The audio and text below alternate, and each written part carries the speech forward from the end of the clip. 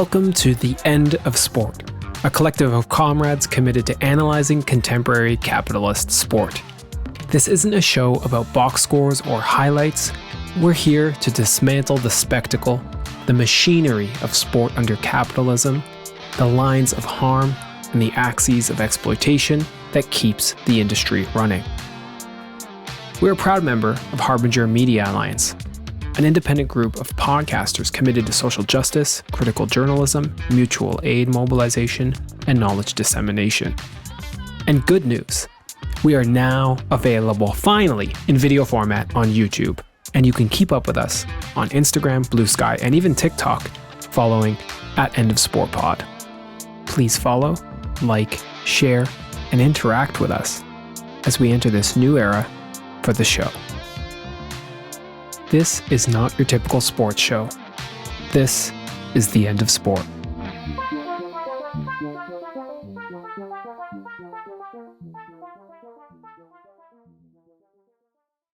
Priyansh is a PhD candidate in kinesiology at the University of Toronto, studying the political economy of mega events in South Asia.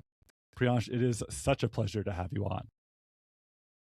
Thanks for inviting me, Nathan, Derek, and Anna, who I have not had a chance to chat with. I'm really looking forward to this conversation. I'm a long-time listener and a first-time caller. I've been listening to this podcast for ever since it's started. So it's a show I really enjoy listening to. It helps me think through many of the important and urgent questions in the world of sport. So I'm really thrilled to be here today for the conversation and for what's to come. I know that you guys have launched a new show as well. It's an exciting year ahead for End of Sport. So yeah, I mean, with the video format, I know I'm going to be spending a lot of time on YouTube in the coming months. Derek loves to hear that, man. You don't even know how much Derek loves this video. I've been on the video train for years. Well, listen, here's what I gotta say. People may not know your name yet, Priyansh, but I am certain that they will, because you do exceptionally fine work. And what we're going to talk about today is, in a broad sense, something that, you focus. Look, you don't necessarily just focus on football. We're going to try to use football. I'm going to try to train myself to use football today, the appropriate nomenclature. But you really think about mega events, right? And so the fact that we have this men's FIFA World Cup coming up, this is right in your wheelhouse.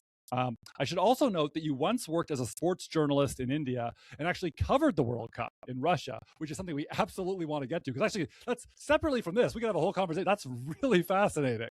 Okay, but what we got to start with is the question of the very much rightly ridiculed FIFA Peace Prize. Now, we know that satire is truly dead because Donald Trump was literally nominated by Benjamin Genocidaire Netanyahu for the Nobel Peace Prize and was furious not to win it, so mad that although he has literally violated the sovereignty of Venezuela and kidnapped Nicolas Maduro, seemingly to the benefit of actual Nobel winner Maria Corina Machado, he has actually refused to install her as leader, presumably out of pure and characteristic spite, although he has also, in fact, appropriated her actual Nobel Award in the meantime. Anyway, in the aftermath of Trump's Nobel loss, he was compensated with a consolation prize. And I kid you not, this is the name, FIFA Peace Prize. Football unites the world. That's part of the name. Delivered by that organization's president, Gianni Infantino. So I guess the question I have for you to start this is, what the actual fuck is the FIFA Peace Prize, and why was Infantino so eager to hand it over to the Donald? Well, I mean, I think it's fair to say it took all of us by surprise, the fact that this prize pretty much came out of nowhere. I was actually reading about what explains and what is the criteria for anyone who can be eligible to win this prize, right? So they have this interesting sentence on the FIFA website where they say that the award will be presented to individuals who, through their unwavering commitment and their special actions, have helped to unite people all over the world in peace, and consequently deserve a special and unique recognition. So as you would have noticed, there is no mention of football here. And I think it has been deliberately kept absent from this criteria so that FIFA can then curry favor with whoever is the next host or whoever they want to be pals with, even after Infantino leaves, possibly if the award continues. But it is worth stating that this award particularly is very closely associated with him. This is very much his pet project. This is something that he's wanted to that I think there have been reports that he has not been in touch with all the members of the FIFA Council before he decided to announce. So some of them were surprised. And there are certain, reasons or theories that have been used to explain. So I think we can begin first with Infantino and his leadership and what it means. It's worth stating that, and more than any other leader, Infantino has been invited by Trump to the White House. If we combine his first time as president and obviously over the past year.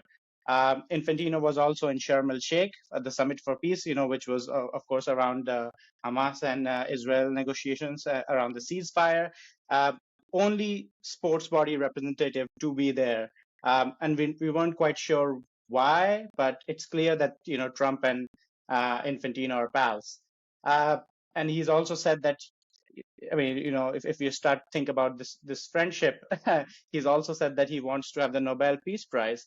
But the question of his leadership style is very much central to this, because when Infantino was installed in 2016, one of his big plays was that FIFA will be transparent.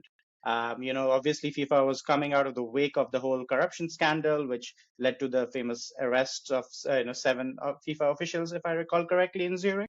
And then Infantino had to take on this kind of a role where he had to shepherd FIFA through crisis. I mean, there is nothing more transparent than the Infantino-Trump friendship. So in a way, he has lived up to his word, right? Obviously, the other part of this piece is that, in addition to Infantino's leadership style, is of course what things that we know about Trump. Flattery can go a long way with him, although that may not be just true of Trump. I mean, we could say that about a lot of powerful leaders in the world who are not only politicians but also probably some members of the FIFA Council as well. But we actually have a precedent of in terms of what this friendship that we have of Infantino and Trump. If we think about the World Cups in 1970 and 86, when the then FIFA president João Havelange, who was somewhat of a mentor to Sepp Blatter, he had this, really fairly well reported now and also researched, that this relationship with this Azcárraga family who owned the Televisa network. And the Televisa network was quite central to, securing the 1970 World Cup for Mexico. And when Colombia could no longer host the 86 World Cup, Mexico stepped in at a very short notice. So FIFA presidents, there is, precedents for FIFA presidents to have this kind of friendship. And I think, why I've described all of this is because these are some of the explanations and theories that we've seen in the press that have been reported, and these are some of the ways in which we've understood the Trump and Infantino friendship. I just want to intervene on 2 different points when we speak of this friendship. One is a longer term view, which actually brings into the consequences of the 2008 recession and what that did to sports mega events. And this also sheds light on the longer term view, also sheds light on the Trump Infantino friendship. So I recently did this thread on Twitter where I was thinking through, okay, what is the overlooked aspect here? The Infantino-Trump friendship goes back to 2016. And in fact, one of the major hallmarks of this friendship was that Infantino was revamping the bidding process for these sports mega events. They needed a certain kind of host after, especially how much opprobrium was, directed at FIFA in the aftermath of the bidding process, which was, as we know, was totally corrupt, the way in which Russia and Qatar got the World Cups. So this people who follow football have been fed up with FIFA, and also host cities and the protests in host cities have actually gone up. in the 21st century, especially after 2000, the 2008 recession, because many of the other, underlying, like, social dissatisfactions have been channeled in by activists. And we know this, like the No Olympics movement is one great example of this. They've been able to use existing concerns around the economic order, and also this dissatisfaction with global elites, who obviously find a place in these mega events, right? Like in some form or the other, they find a very careful accommodation with this. So the united bid, which is what the bid for by the US, Canada, and Mexico is called, uh, arrived at a very important time to be able to really bolster the legitimacy of the World Cup. Now, this may seem like an odd thing to say because, as we know, when the World Cup's on, everyone's watching it. It's a really popular tournament. FIFA makes a ton of money. In fact, this is the only tournament that makes FIFA like money. It makes them a huge profit. But it's good enough to fund every other tournament that FIFA runs. And you could go through, the age level tournament, the FIFA Women's World Cup, the Club World Cup. You could name every other tournament, and they have not yet proved to be profitable models. It's only the FIFA World Cup. And one of the biggest bids that the United team made to them that was that we will actually make you a profit of $11 billion.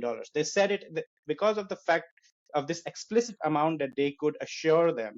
And we can get into this. There are strains of the 1984 LA Games, and there is an interesting parallel here that whenever mega events are in crisis, they like to go to America, or there is a significant American presence of U.S. capital, particularly.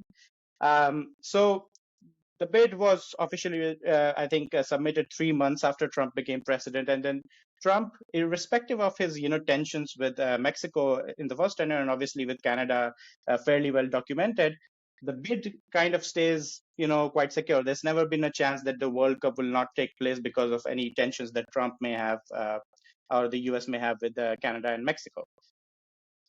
So Infantino's so I think like this structural context is quite important to understand why Infantino values Trump this much. The fact that when the revamped bidding process was taking place, it was actually Trump played quite a central role in ensuring that that the U.S. bid was solid, because Canada and Mexico could not have done this World Cup on their own, and they needed the U.S.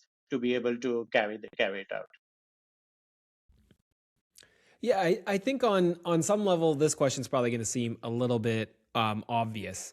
I'd actually like to, and I think all of us probably would like to hear a more Marx and Frame on this kind of question of what is the actual incentive for a state to host a mega event like the FIFA Men's World Cup, given that everything we know about them and all of the problems. I know what the incentive for FIFA is, like you've mentioned, money. We know what the incentive for, say, like BBC or TSN or whatever network is covering it. And I think we know what the incentive for each national football association is in terms of participation. But what is the incentive, the real incentive for the capitalist state that takes on this sort of behemoth? Or is it just as simple as the fact that states are, socializing costs for capital as they kind of always do? There is definitely some of that of the case of like socializing costs, but I think we can maybe break this down into three roles that the state plays.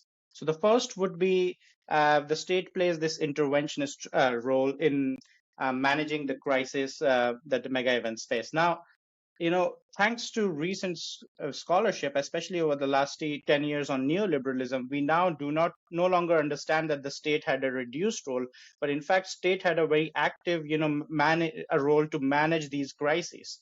And this is quite important, the way in which the state has the apparatus to be able to intervene and manage crises as and when they emerge. Because as we know, in under capitalism, there are periods of obviously boom and bust, and crisis and growth, and crisis is quite central to capitalism. Although those who swear by it would not acknowledge it as much. So I think like the interventions are quite important for the interventionist role of the state is quite important. That's one facet of it. The other is actually where some of my research is really concerned with currently, and this is perhaps an overlooked aspect of what states do around sports mega event, is intensifying existing processes of capitalist accumulation within the domestic context. So while much of the scholarship is concerned with what this means for the world, what this means for foreign policy, international relations, within the domestic context, this is an opportunity to reshape the balance of forces, to form new alliances with capital, to uh, find new ways in which the state can, crush labor, especially uh, uh, the state labor contestation takes on a new shape. So we can think of examples, say for instance, from the working class movements in Brazil, right? Like around the World Cup and the Olympics, and especially how uh, waves of in a Marxian frame, what we would understand, proletarianization that undertook uh, so that took place, sorry, in that time.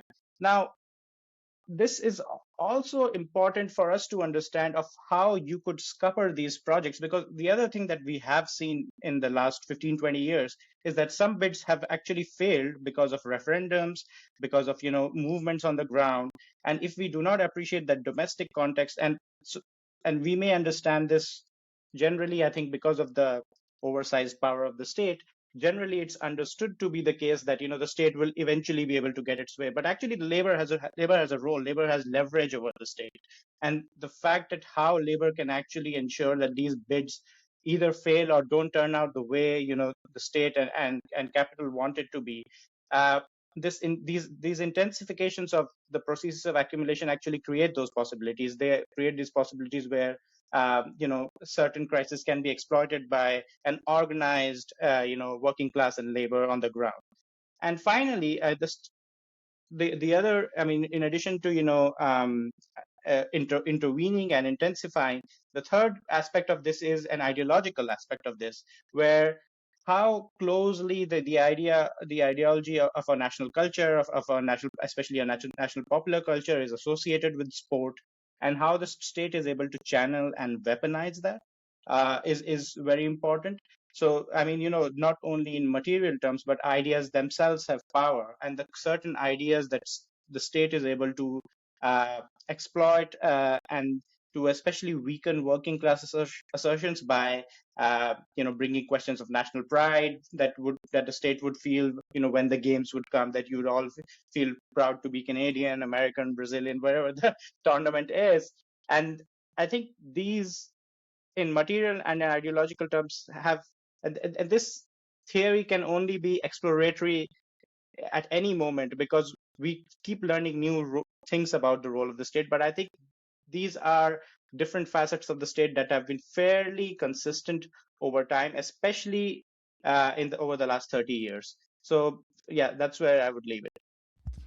No, that's fabulous. And so, like, with that context in mind, then I'd like to think a little bit more about the upcoming World Cup in the context of additional crises, right? Namely, the crisis to the world system, but caused by the US's old is new again Donroe doctrine, aka the use of raw power to control the Americas, regardless of sovereignty, and the crisis of fascism and the attendant war on migrants, aka all non-white people, being waged through Trump's personal army, courtesy of the Department of Homeland Security. And I would just again flag, by the way, with that context, I'll say this over and over again. We said it in an earlier episode already.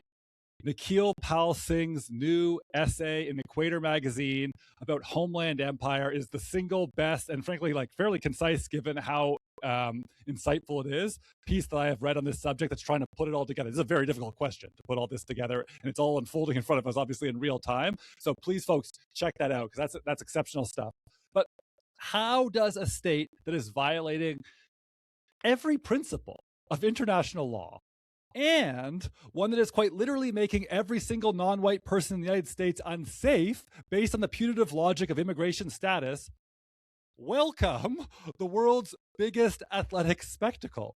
Like, really, what are some of the implications of this absurd but very real contradiction that is about to unfold right in front of us? So I think it's The horrifying scenes that obviously we've seen with the ICE shootings and especially and also what gives us hope is the resistance on the ground. Especially, I know that in the last episode talking with Anna about what's happening in Minnesota. But I think like there are two aspects to this which I'll try to focus on. The first thing is at the level of the state. This, in a sense, is actually, even though I mean obviously we know that Trump does not never really have or cannot claim to have this long-term vision, but the way this bid was constructed is the World Cup of the Donald Doctrine. Um, Mexico has a rich history of soccer or football. Mexico has hosted two World Cups, and they have the same number of games as Canada, whereas the US gets to, I think the US has 78 games out of the 104, and Canada and Mexico have only 13 each.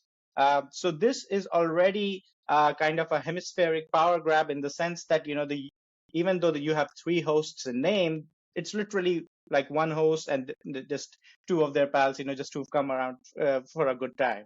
So we, thinking about this, in terms of the hemispheric geopolitical calculation, we can already see how the US has been strategically positioning itself as the home of football in in the entire hemisphere. So another example of this is, think about, obviously in Latin America, which is the only other continent from where world champions have emerged, and obviously, known world over for its football. Uh, its premier competition in men's football and also in women's football is Copa America. Now, Copa America's last edition was hosted by the US almost as a showcase event in 2024. Uh, and the US has said that it would like to host it again in 2028. So why is a Latin American competition, twice over being hosted by the US? The US market, especially around sports broadcasting, is very keen to capture, especially because they know that the figures for, especially Latino immigrants is quite actually is one of their major, what do you say, the target audiences. So the Copa America is likely to be held again in the US. So on the level of the organization of football in this hemisphere, we're already seeing, intimations of the genre doctrine.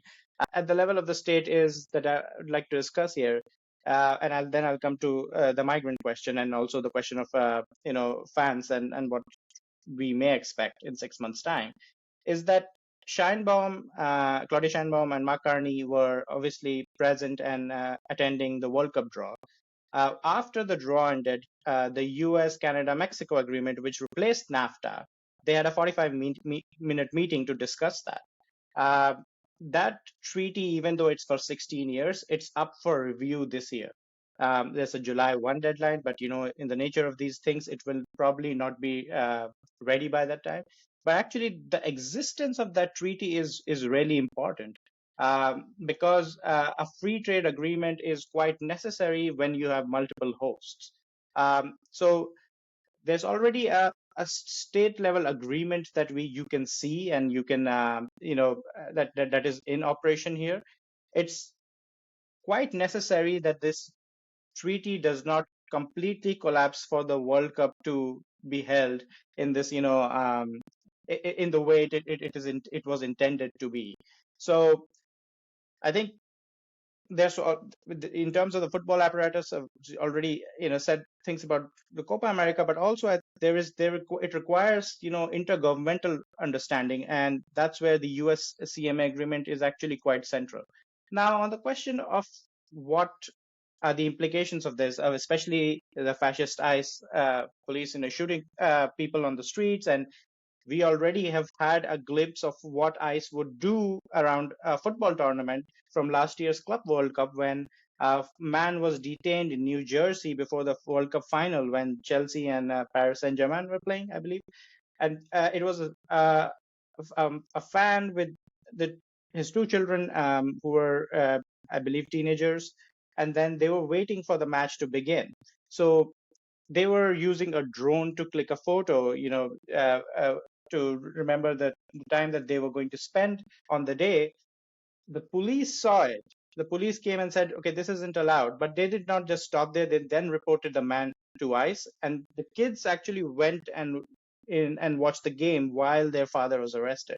So these kind of occurrences and instances are actually that we cannot rule them out. And what really boggles my mind is that all the media reporting ahead of the World Cup in Russia and Qatar was actually raising fears of these kinds of repressive actions, right? Obviously, both of those, World Cups did not go completely like they weren't, there were instances, but still, largely they went that over the course of the tournament they went smoothly.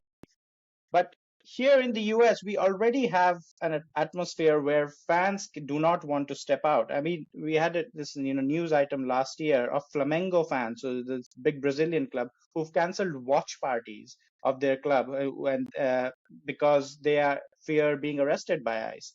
So football fans are already withdrawing and protecting each other from public spaces because of this, the free run that this fascist police has had. And finally, I know that this topic of the visa ban came up in the previous episode as well, but there's already a number of football fans who could not have imagined going to the US even before the visa ban was announced. And we know that the way immigration agencies work, even though in name you could still get a tourist visa, if you had a match ticket, you would still be eligible for it. Citizens of certain countries will still be policed further to the point that their visas may be delayed and they may not be able to travel. The 48-team World Cup has opened it to multiple countries who've never been to the tournament, like countries like Haiti, Curacao. So we could be looking at a situation where multiple fans cannot travel.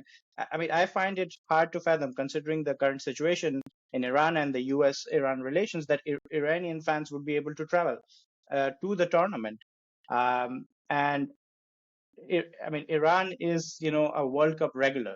So you can then start to think about even that a number of teams will probably play in front of only people who are already in the US. And one of the great, I mean, if we are going to stay with one of the myths of the World Cup and things that the World Cup celebrates, is this fact that anybody can travel to the tournament, although that's not obviously true, but the fact that foreign fans can come and then, connect with locals, but those possibilities also are being erased. Yeah.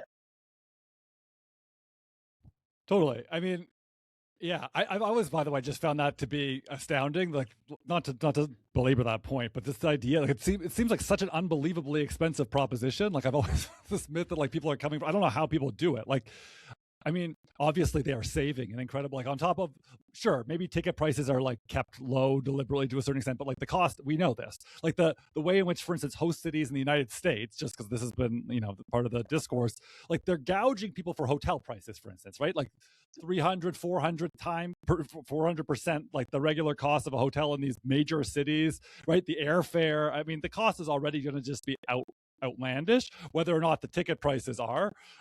So, it is. I mean, the point I'm trying to make is it's fucking bullshit for them to claim that this is an accessible venture when clearly it is not. Okay, but you've been getting at this, but I actually think there's even more to say now about the geopolitical complications with Canada and Mexico, right? Because, look, I mean, I'm not following as closely with Mexico, but I do know that the United States, around the time that they invaded Venezuela, was making very threatening statements about Mexico's sovereignty. And frankly, Mexico, we know, is one of the only countries in the world with an actual backbone and a real serious leader who is like demonstrating real resolve to look after her people's interests. So, of course, that comes into direct conflict with the Don Roe doctrine.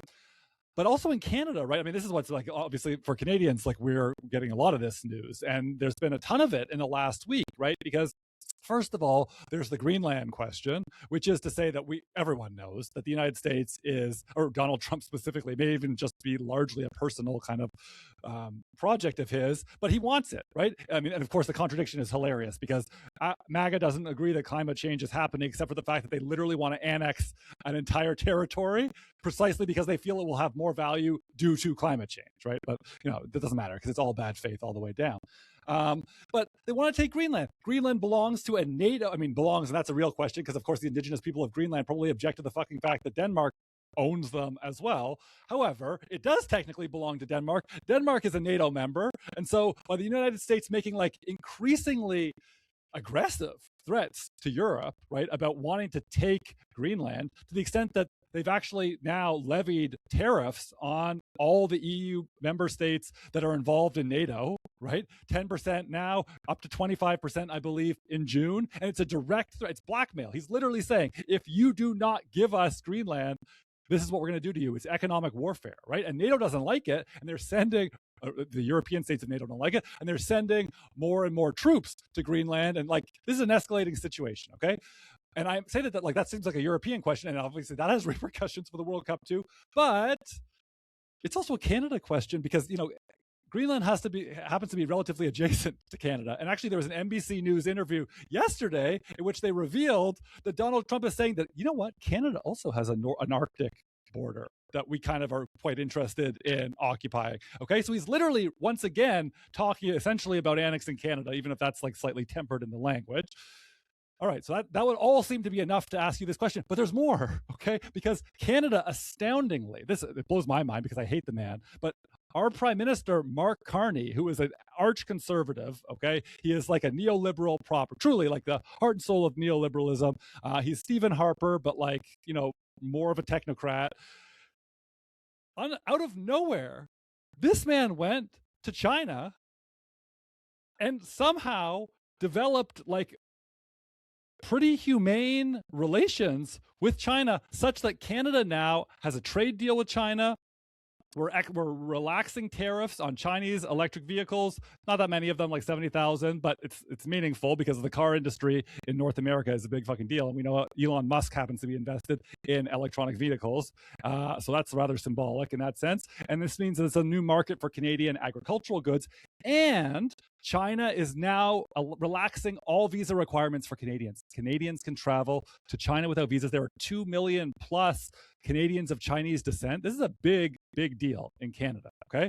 And as someone who is quite China-pilled recently, I'm very thrilled about this, obviously, because I would be much more inclined for us to have a relationship with China than the United States, given that it is, I think, objectively, even if you have deep criticisms of China as an authoritarian state, which, that's a whole other conversation. I'm not making that claim, but even if you were to make that claim, okay, and even if you were to list all the things that the Chinese regime has done that are bad, it pales in comparison to what the United States has done, okay? So even by that very logic, you would have to say that the more moral state is China. It is objective. That's an objective fact, and I will not hear otherwise.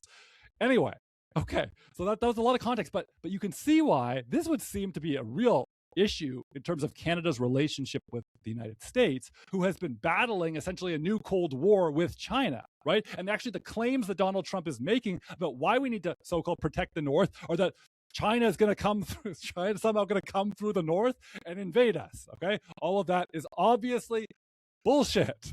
However, it would seem to be the foundation for Trump's annexation project in Canada, for instance. Although, weirdly, when he was interviewed about this, Trump was like, yeah, that's fine. Carney can do whatever he wants. Because kind of like with Mamdani, Trump has a crush on Carney. He has a crush on Mamdani. So it's okay for them to do things that are diametrically opposed to his project. I don't even understand any of this. But maybe you do, Priyansh. So try your best. Strange are the ways of Donald Trump. A humble man like me. How dare I discern his motivations? But it is, on the subject of Trump alone, the erratic behavior is the design, really is. The fact that, that he can say something one day and something else which completely contradicts the other day. I feel like there is, I sway between these things where I'm like, this guy is incredibly stupid, but also I sometimes sense that, maybe he's also playing with people. in a very manipulative manner, which is the way in which he has talked about both Mexico and Canada, who are the co-hosts of this World Cup. I mean, I was going through some of the the football journalism conversations around this FIFA Peace Prize, and one of the fears that football journalists have been airing from time to time is that does Trump know yet that the first game of the World Cup is in Mexico? And will he demand that actually the World Cup begins in the US? Oh my God, he totally is. That's definitely going to happen. Thank you. You heard it here first, folks. So that kind of erratic behavior, I mean, especially in the way this new year has started, can definitely not be ruled out. But I think it is interesting that the way in which Scheinbaum and Carney have taken slightly different paths, right? Like they have tried to accommodate the U.S. interest, but they've also, because of their ideological commitments, they have decided to take different paths. Where Scheinbaum has also not a lot of investment in the old neoliberal world order, does want to think through possibilities for building a different kind of institutional apparatus which on a global scale, which will not replicate older institutions, whereas Carney is obviously cut from that neoliberal cloth. And I think this China trip particularly, it's almost like you could have any ideological commitment, but then sometimes reality does hit home, and not having any kind of friendly relationship with China is not the wisest choice, especially if, I mean, this is veering into politics, Chad, but uh, uh, but if Carney wants to seriously be a re-electable candidate in 3.5 years' time now, he will the economic worries that are surrounding Canada, and obviously if the treaty fails and there's more tariff, the USMCA treaty fails, and then there's like more tariffs coming in the future. Having a more powerful friend would come handy. So I feel like for on the subject of the World Cup alone, because this is carried out in a way that this has to be another of I mean actually there is an important aspect of here that we can, now that I'm just while talking through this is coming to me, is that how much virality is at the central of this Trump regime, right? Like creating this mediated spectacles. We obviously know that ICE officers are expected to film their operations so that they can create content for these White House Twitter accounts and whatnot. We've all seen the memes, following what the U.S. did, following US's assault on Venezuela and the kidnapping of Maduro. So, I mean, in today, in this day and age, the World Cup may be many things to many people, but it is, definitely a mediated spectacle which can reach, pretty much every part of the world. And Trump obviously would want to be at the center of it. So because this will mean so much to Trump, I feel like, the relationships with the neighbors will probably be stable in the coming months. But what follows after the World Cup is obviously anyone's guess. Yeah, definitely. I think one of the reasons why the last question from Nathan, if we want to call whatever that was a sort of question, one of the reasons that's so, and Nathan, I'm just teasing a little bit. It was brilliant, of course. I could take it. One of the reasons I think that's so relevant is I think because it gestures to perhaps the most important issue, which is what do we do about all of this? Which I think you've already gestured to in a variety of ways, but I'd like to ask you specifically, what's the role of football fans, the role of labor in the face of all these depravities? What is the appropriate political and ethical response? And how is the possibility of that response actually conditioned and problematized, particularly for those of us in what we call North America, by the fact that we are already so complicit in this mega event? Yeah, I mean, this has been a question that I think many of us have been thinking about in different contexts, and also like in relation to say sport in Palestine, and also the fact that even though Israel obviously did not, the Israel's men's football team did not make the World Cup, the Israeli surveillance technologies will be at the World Cup, so Israel will have a presence in some form.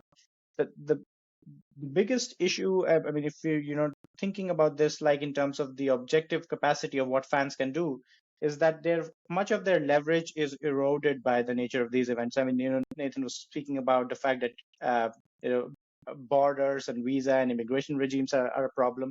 I mean, ticket prices have also been a huge issue where a lot of fans will be unable to travel. The ticket prices are manipulated in much the same way that we saw at the Club World Cup last year, where the tickets were really expensive in the beginning, and then they were going for as low as $3 a few hours before the game because they did not sell enough tickets. So you would have, this massive boom and bust phase for ticket prices as well. But so fans cannot make plans because you could not predict when the ticket will come down to an affordable price.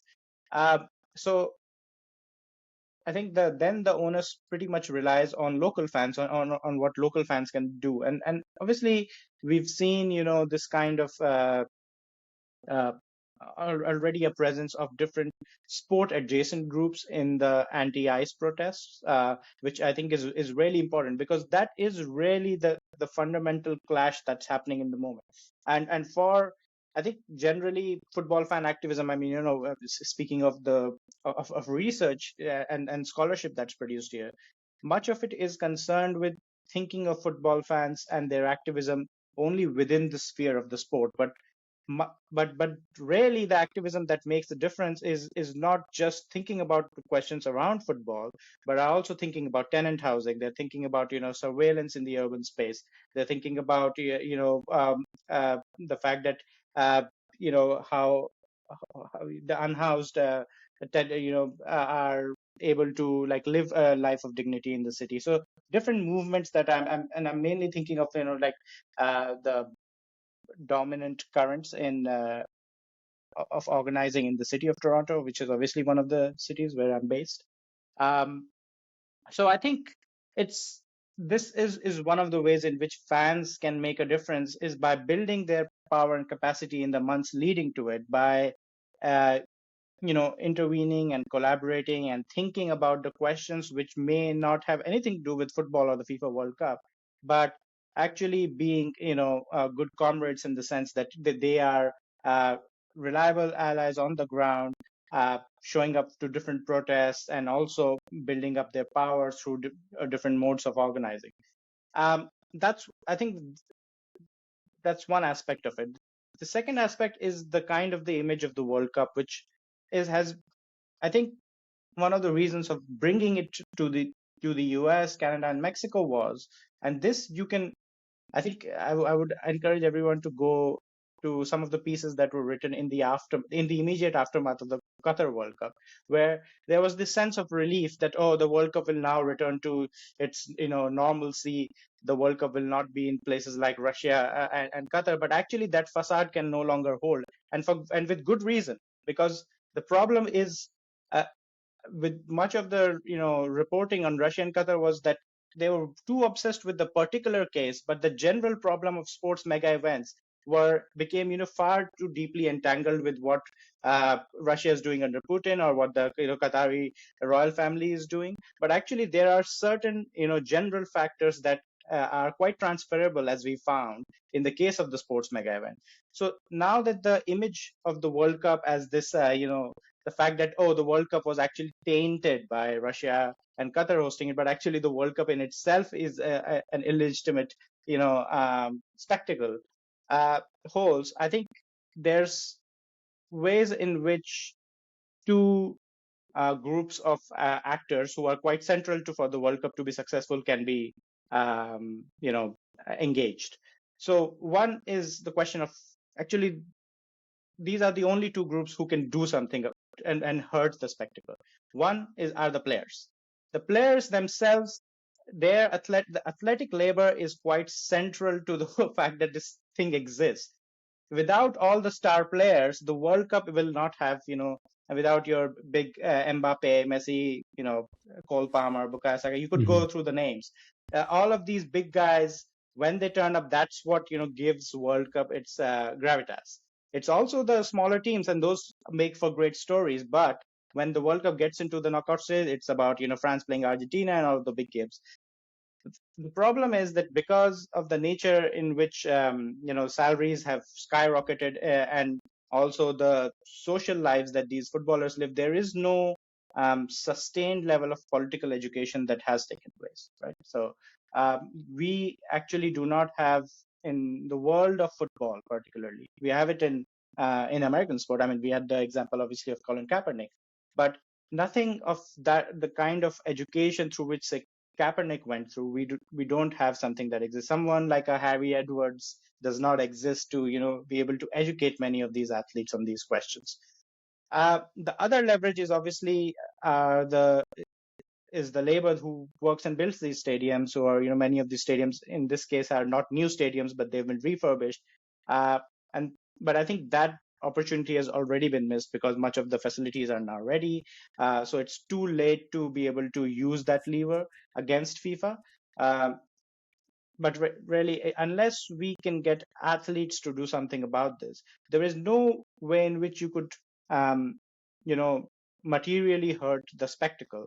Because I know that there are certain fan groups who've already, I mean, today, I was, this morning, in fact, I was seeing the news that is a group of queer fans from the UK who have said they will not travel to the US for the World Cup.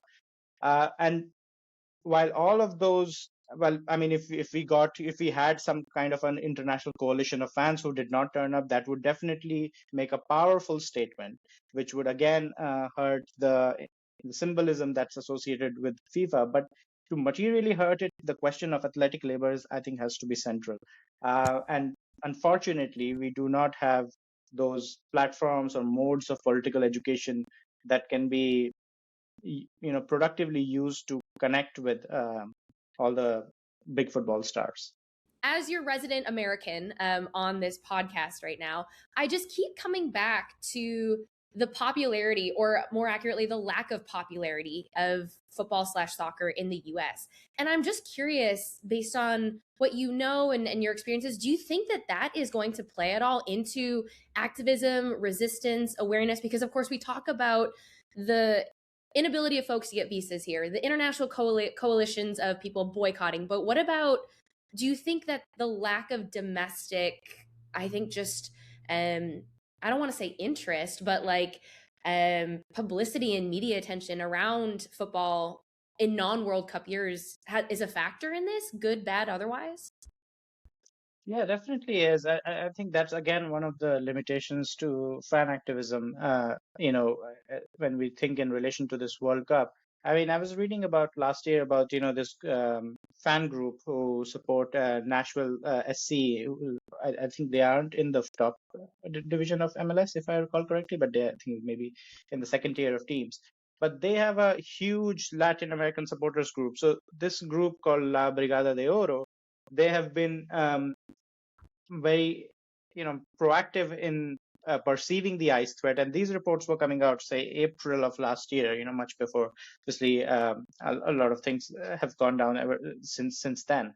So this group was decided to actually forego its usual match day routine after a few of its supporters were targeted by ICE. So they had this elaborate fan routine ahead of games. There would be this tailgate with loud music, and they had these chants that they would sing, and they decided to boycott the club's games because the club did not stand with its huge Latin American fan base. So I feel like there are pockets in which where you can make the difference, and in some cases those pockets are closer to the host cities.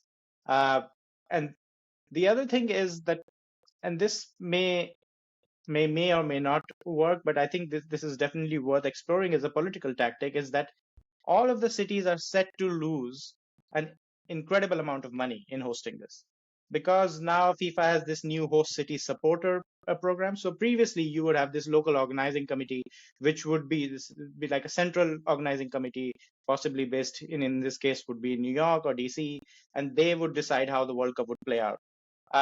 Because of the crisis that we gestured to and discussed earlier, because cities don't make money back, FIFA came up with this new scheme where your major sponsors, the major primary FIFA sponsors will still be protected, but host cities were encouraged to have additional local sponsors. So Toronto has Ontario Power Generation or something. You're getting a bit of money from them.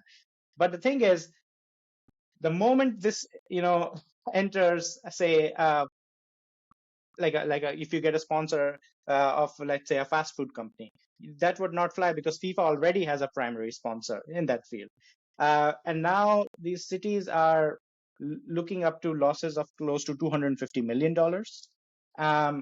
And that's all that's in each city. So in that one big beautiful bill that Trump had announced, he had allocated, I think, around $625 million for the cities, but that comes to on average only 56 or 57. So it's nowhere near the shortfall that the cities are going to face. So I think you start thinking, if the money is lost, then how would the shortfall be met? And usually, in mega events research, we've seen this time and again, that's actually the biggest cut is to social welfare. And that includes, all the recreational grounds that you're able to access, the soccer pitches that, people are able to play. And this could become a question to organize people around. The fact that this is the kind of destruction of public recreational facilities, or not destruction, but this neglect, and it will not be kept up, or maybe something else will come up, a condo may come up in that place, and that those kind of threats are quite real, because there is literally no pathway between now and the World Cup that this $250 million, I mean, this is like a ballpark figure. It may be different for different cities, that it's going to be, made up. So how will the losses then be recovered? And I think, in urban spaces, we have enough clues from history to be able to predict how this goes from here. So maybe that's one way in which, football fans, again, going back to the fact that how fans can be, uh, like activists in a more powerful sense, is that by not only organizing around questions of football, but what happens to the city and urban spaces, and recreation will be a part of that too. I think that's a great point. And I think back to, I was living in Minneapolis at the time when they built US Bank Stadium, and they were taking local taxes to build that stadium. And while people in Minneapolis couldn't afford to go to the games to begin with, but they also necessarily didn't care too much about football or the Minnesota Vikings, because the Minnesota Vikings historically are not a very good team. They were furious, rightfully so, at the impact to them during and after the building of this stadium. And so I think your point about it's not just about the sport, and it's not just necessarily about when the spectacle is occurring, but it's about the reverberating effects afterwards and the broader ramifications outside of the sporting space and the immediacy of it. I think that's such a brilliant, brilliant point in there. So I want to shift gears slightly, because we started by talking about how you covered the World Cup in Russia in 2018. And can you talk us through what it was like to be there to cover that World Cup, and then kind of bring the past into the present, how those experiences informed your scholarship, how you approach contemporary issues these days about mega crises, spectacles, and not just about the World Cup, but maybe just broadly in general, how it shaped your thinking and your research now? Yeah, definitely. I mean, at that point, I was a freelance reporter. I somehow managed to wrangle FIFA accreditation so we could go through all the games, and then I managed to travel for 5 weeks during the World Cup in Russia. I was in Moscow, St. Petersburg, Nizhny Novgorod, Samara, Kazan. So I traveled pretty much north to south, not so much east to west. And obviously, that World Cup was really spread out because of the size of Russia. Um, the dominant fear, or the dominant narrative going into that World Cup, was that there had already been these clashes, especially in the main men's tournament 2 years before, the Euro 2016, where Russian fans had clashed with English fans in Marseille. And the general fear was that the fans will not be safe. If fans go, they would be targets for Russian hooligans, and this will be a World Cup where fans maybe do not want to travel. In fact, there were multiple travel advisories for fans to not go in the numbers. it made for a very interesting World Cup because actually traveling to Russia is not as expensive as say many of the Western European countries, and many of the the fans say from England or as particularly who always go out in big numbers did not turn up. But then you found fans from countries who could afford to go to it. I mean, some of my journalist friends say that this was also the case in Qatar as well. Uh, Now, because the fears were this, were so heightened ahead of the World Cup, when people turned up at the World Cup, and this has been, now a lot of people are wondering whether they were played by Putin because the World Cup was so calm and nothing happened there. But I think the mistake here is not that anyone was played by Putin, but mistake was all the hype and the fear that was, and obviously, there is an element of like Russia phobia that plays really well in Western media as well.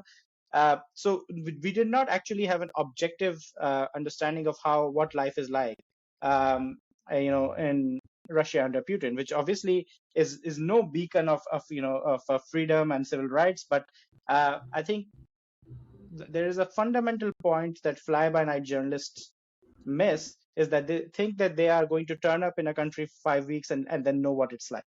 And this, I mean, when you say it like that, it's a fairly obvious point to say, but there were journalists going and looking for stories of, the Russian state's repressive apparatus. And why would that happen? I mean, Russia is obviously hosting a World Cup where, in its own attempt, it will try to present itself as this, welcoming place, and so it did. So by and large, the tournament, like I said earlier, went by smoothly.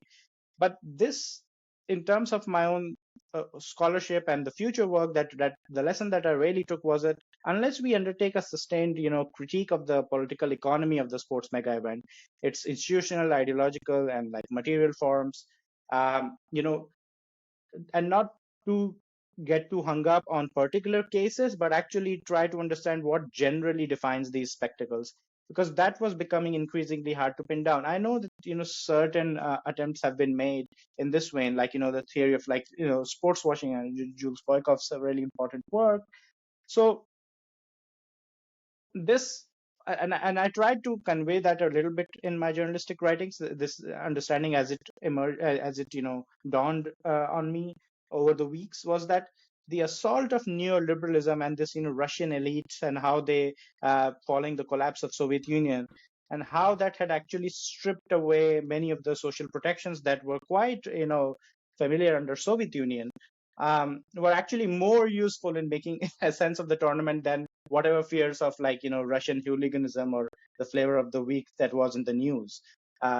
So this actually helped me understand, and this has now become quite a central concern in my work, is that the mega event research is far too concerned with what happens in the event and around the event, maybe a couple of years, but actually stretching the picture out, looking at even things. So there are some interesting things that even emerged 6 or 7 years after, which you could quite directly trace to things that happened around a mega event or before. Just having this long durée kind of understanding of a sports mega event is far more useful in being able to understand its political, cultural, and economic character. And then, yeah, so I mean, to like sum it up, like there weren't many sightings of the the famed like Russian repressive apparatus, but being able to actually look at a country that I mean, we had this, but I still remember this. I mean, turning up in Moscow on day one, and you have this immense, statue of Marx and all the FIFA banners and the tassels around him, and that really summed it up of what that World Cup felt like.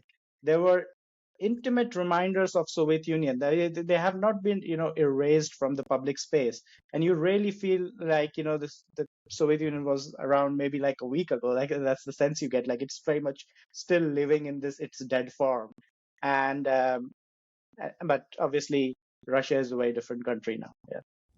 Yeah, that's wild, and it's funny because from what you said, there seems like there's a very clear lesson, and like I appreciate it. It's like you've portrayed for us kind of like a great theoretical framework in a way for understanding what to anticipate in a mega event, right? Like you painted a picture for us. So it's like, okay, let's think about the United States now, what we expect to see in the United States. And that kind of goes back to actually our earlier conversation. It's like what you expect is that actually a lot of this the trappings of fascism, maybe they're going to disappear. We have all these worries, but like it's in the interest of the host state, which is trying to perform itself for the world. That's kind of what a fascist would normally try to get out of hosting a mega event, is to put its least fascistic face forward. And it's like national pride, but like, here's how everything's working.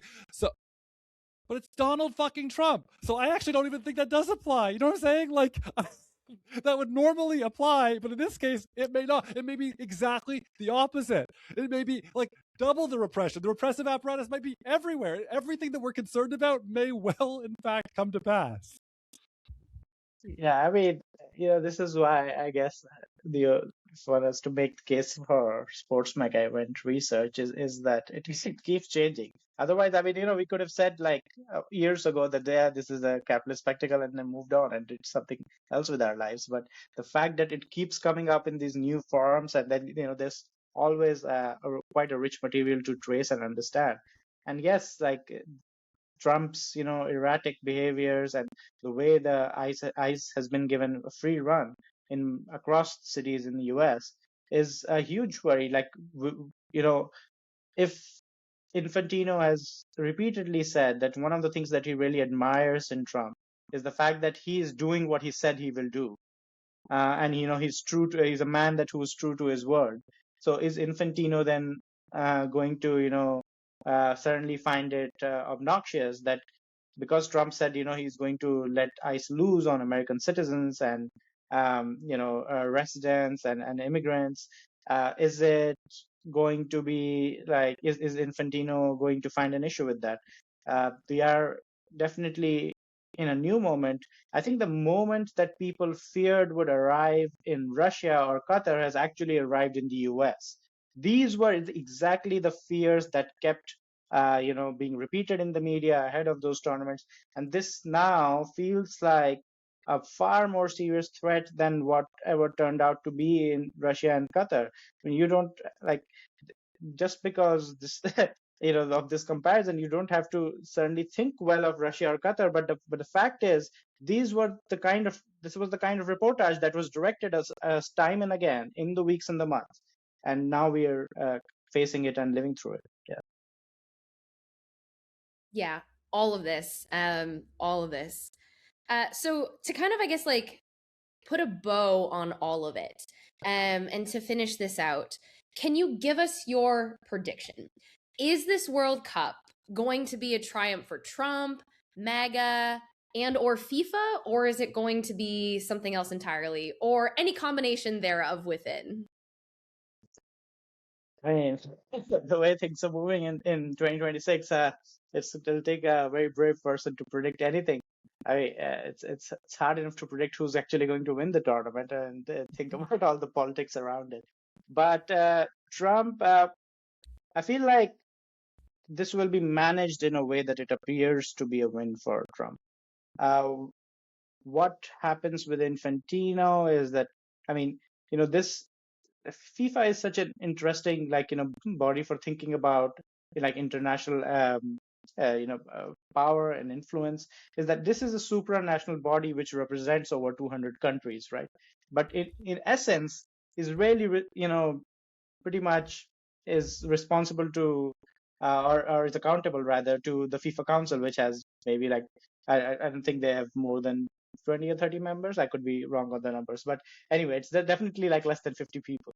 So for a supranational organization which claims to represent the whole world, but Infantino's presidency is basically whether he can keep these, and people who are probably as odious as Infantino happy, is anyone's guess. But I do think that actually, if this is Infantino's tactic to try to keep everyone happy all the time, that's not a robust tactic that can last very long, because at some point interests will collide. So in this case, it can be a win. The World Cup can be a win for Trump, and this can be a huge spectacle where obviously you can imagine this, and when the World Cup final is played, Carney and Scheinbaum will be there, but the cameras will barely pan to them. You may see them, but it will be a Trump thing. I mean, we had an example of this at last year, the Club World Cup final, where he refused to get off stage when Chelsea were lifting the trophy, right? So it will be about Trump. It will be a celebration of Trump's America. So and the MAGA grifters who like Tucker Carlson, who have been talking about that they're anti-war and obviously now are applauding Trump for what he's doing in Venezuela. They will find a place. The MAGA faction is like this, just like capitalism is this shape-shifting monster. It will keep finding accommodation in the prevailing order. But for MAGA, whatever it is, whatever it will be, and for Trump, but I don't know what it means for Infantino. And maybe if we're thinking of who's it a win for, it's definitely, not a win for fans. But I don't know what happens to Infantino after. One would think that he will, just like MAGA, he will find a way to, hold his power, because FIFA presidents also have inordinately long tenures. Blatter would not have been removed until his death if not for the corruption scandal. So everyone will have a piece of the pie, I think is probably the best answer. But the World Cup in itself is its legitimacy is going to be is again going to be up for question, because the next World Cup in 2030 is the centennial World Cup. It's 100 years of the FIFA World Cup. And that has now, this is the first time that we have 48 teams and 3 hosts in 2026, but that's also the case in 2030. In fact, the first 3 games of the World Cup are being played in Argentina, Uruguay, and Paraguay, because Argentina and Uruguay played the first World Cup final, and I believe Paraguay was in the first ever World Cup game, so they're marking that. But the World Cup actually is going to be hosted by Spain, Portugal, and Morocco. Morocco, who obviously hosted AFCON. So a very different kind of political challenges are going to be thrown at FIFA, and this will be the first ever World Cup that's being played in across basically what we understand is like different continents, right? As well. So even though Spain, Portugal, and Morocco are relatively close, but so if I have to I'm sure it will be some kind of insufferable spectacle like the one we were put through last year, the Club World Cup, and Trump will get some of his wins there. But I think the chickens will come home to roost very soon, because the $250 hole that every city is going to face in the budget is not going away, and there will be serious questions to be asked and thought about, and what this does for the game in itself in the US will also be affected by that. Yeah. Good thing there isn't an Olympics coming up in 2028. Yeah. Or 2034. Even if this is an unmitigated disaster, MAGA is such that it shapeshifts and it lives inside its own reality so much that even if it's a complete and utter chaotic disaster, it will be spun as a win for this administration by 20-30% of the population. And that has proven to be relatively successful, that there's just simply no touchstone for reality. And we're seeing that in Minneapolis, and the right response to what's happening, where they're literally just denying things that everyone can see with their own eyes. So yes, I share. I think it's going to be an unmitigated celebration for the dictator in chief, if you will. But anyways, Priyansh, thank you so much for coming on the podcast. I think this is a brilliant episode, and something we've long been urged by our listeners to focus on a little bit more. We focus a lot on sport on Turtle Island and in what we call North America, but one of the things I think we would like to do is expand our horizon a little bit in this end of sport 2.0 era, or whatever we want to call it. So thank you so much for coming on the show.